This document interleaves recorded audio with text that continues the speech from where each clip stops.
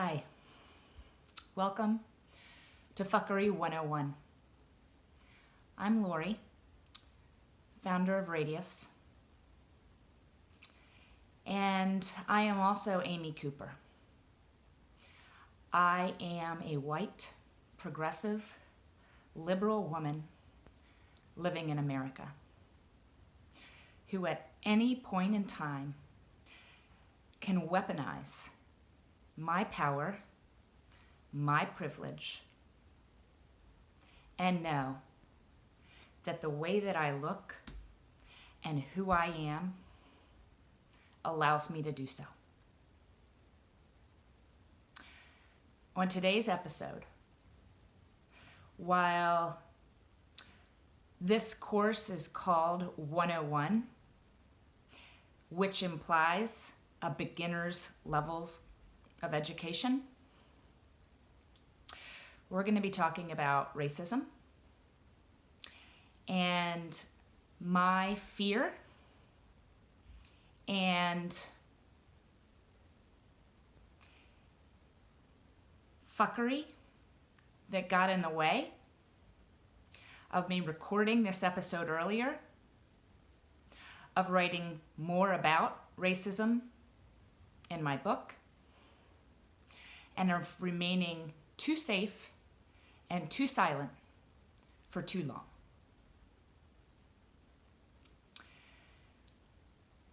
Thank you for showing up, and I invite you to sit in my own discomfort and to acknowledge where you have maybe failed to take risks, where you have been playing it too safe,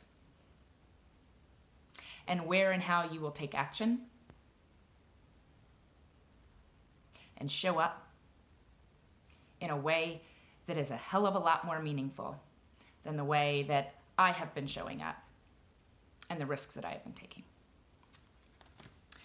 I want to start with a few words from Justin Phillip Reed and his book Indecency. Page 6. I'm going to read just the first part of the poem, Pushing Up Onto Its Elbows, the Fable Lifts Itself into Fact, after Tafisha Edwards. To disappear black girls at a low volume of sustained public panic is to insinuate the inconstancy of black girls, the disposability of black girls who are prone to disappearance. A body bag somewhere waits with little hoopla about its lot. Absence becomes the lot of black girls. And I want to acknowledge the death of Breonna Taylor at the hands of police violence.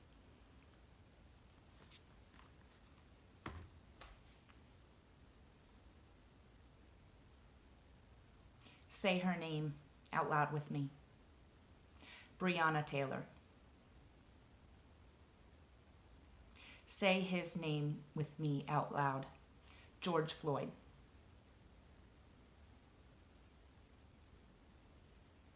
Say his name out loud with me.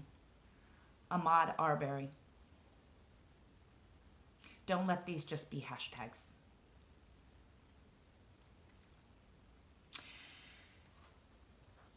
I've been writing about fuckery, which is defined as habits that damage trust, I think since 2014 or so. In 2016, our book published. And since it published, over the last 4 years, I've been doing workshops on fuckery. I've been doing workshops on communication. I do workshops on emotional intelligence. I do workshops on change management. I do workshops on setting boundaries, because those are areas of expertise that I have. I talk really openly about sexism. I talk openly about the sexual assault that I experienced at work from CEO Martin Anstis. I know sexism. As a white, liberal, middle-class woman in America, I know about sexism, and so I'm comfortable talking about it. I'm even comfortable talking about sexual abuse and suicide, sexual harassment. I was a hospice worker for 10 years, and I can talk about death. But what I have not been talking about nearly enough is racism.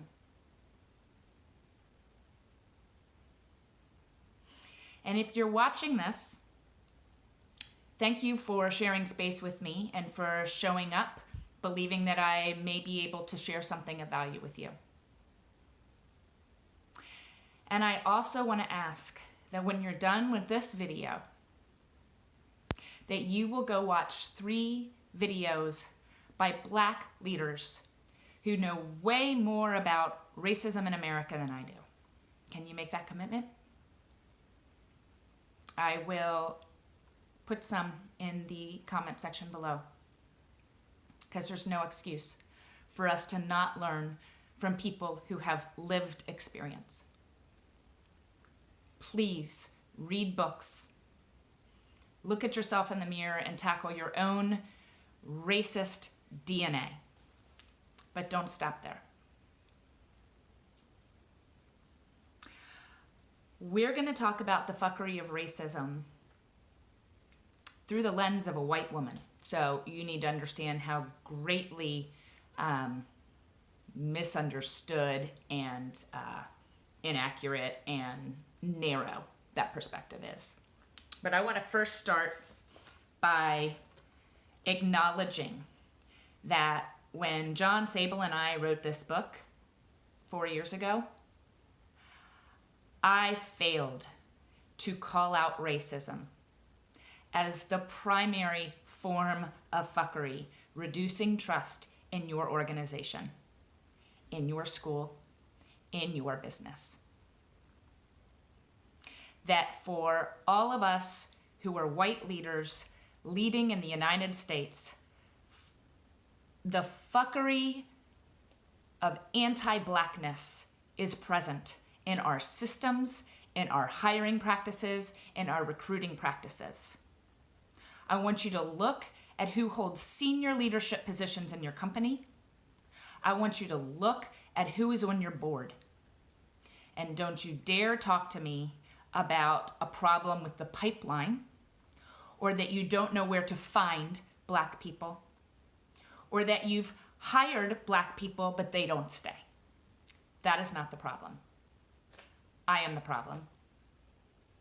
White leaders are the problem. And I failed to address that in this book. Now,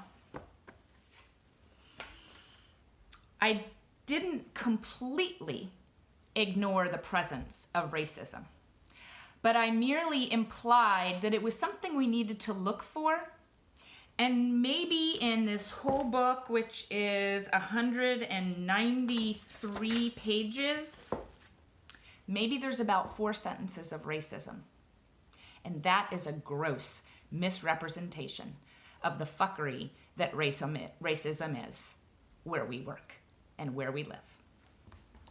On page 20, John and I identify notorious fuckery. And it is. Avoiding conflict is a problem. Ignoring boundaries is a problem. Gossip is a legitimate problem. Playing the victim, every single one of you watching this, you've seen that. You've done that. What we do, though, here is this catch-all, which is totally and completely wrong. And on page 20, where we identify notorious fuckery, it says sexism, and then in parentheses, all isms. So I don't even name racism there. It's just umbrellaed by all isms. That right there, that's not just playing it safe. It's avoiding the same conflict that is 2 rows over from what that is.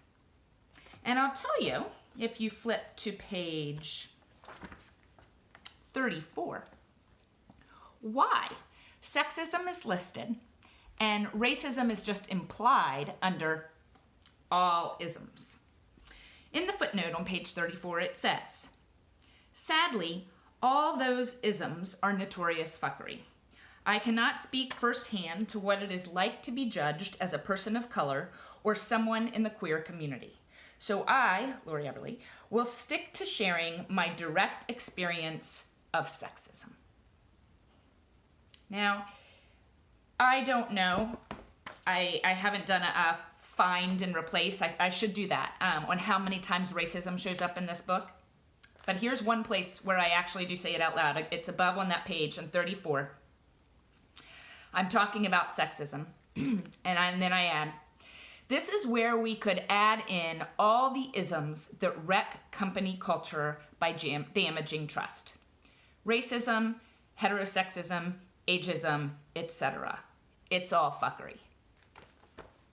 Yes, Lori, it is all fuckery. And I do think it's dangerous when we try to compare trauma, to compare wounds, to talk about who has had it worse, but to not have a full chapter that I paid a Black author to contribute to not dive deeper into the way that racism shows up where I lead with my clients, to share with you what I am learning about how I am part of the problem. It was not just a missed opportunity. It was fuckery. I own it. And I'm not going to empty a hollow apology because white women have been doing that for far too long. And I ask you to judge the sincerity of my words by the actions that you see moving forward today and the risks that I take and the skin in the game that you see me take, because I've been playing it way too safe. Where have you been playing it too safe?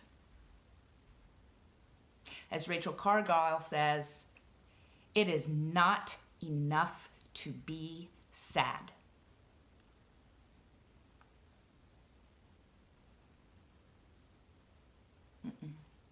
It's not enough to be sad. It's not enough to be angry. It is not even enough to be outraged. It is not enough to go to a protest. It is not enough to donate $10 or $15 or $500, though we should be doing all of those things where we're able to, knowing that we are all in very different financial situations. And that not all of us are able to get up and go walk at a protest. Where can you take greater risks? These aren't easy answers. These aren't easy questions. But if you're not wrestling with the hard questions, you are not doing the work.